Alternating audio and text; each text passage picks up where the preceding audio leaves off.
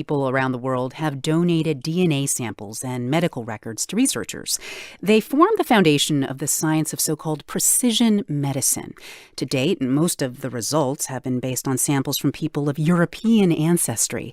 Scientists are now working to correct the skewed picture that results in.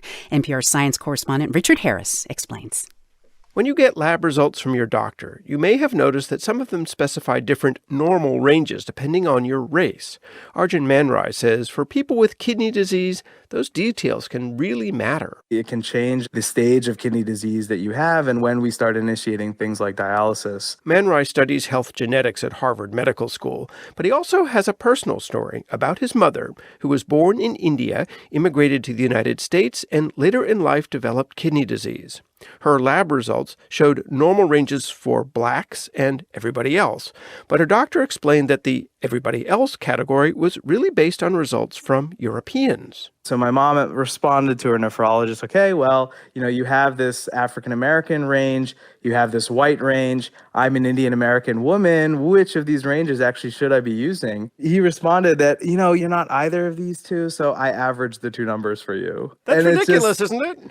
It's ridiculous, but in the absence, I'd say in this kind of vacuum of information, this was what he was doing as his approach to staging her kidney disease. Doctors don't have good information about people of different ancestries because so much of the basic science has been done on samples drawn from European populations.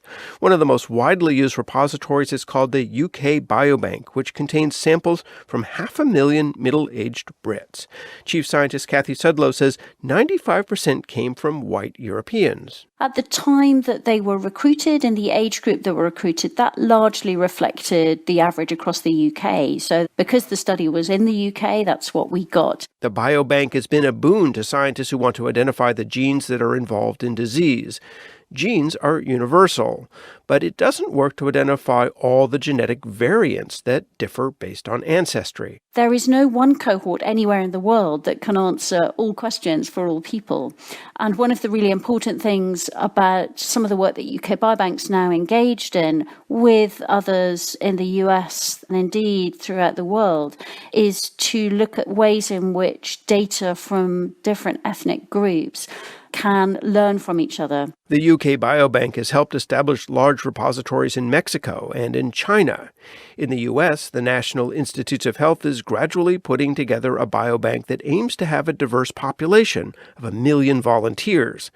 There are dozens and dozens of collections like this scattered around the world, some in private hands, others accessible to scientists. Broadly, we're talking about at least millions of people. Ewan Birney, co-director of the European Bioinformatics Institute, is part of an effort to find ways to link some of these together so scientists can quickly see how a discovery in one group applies to people with different ancestries.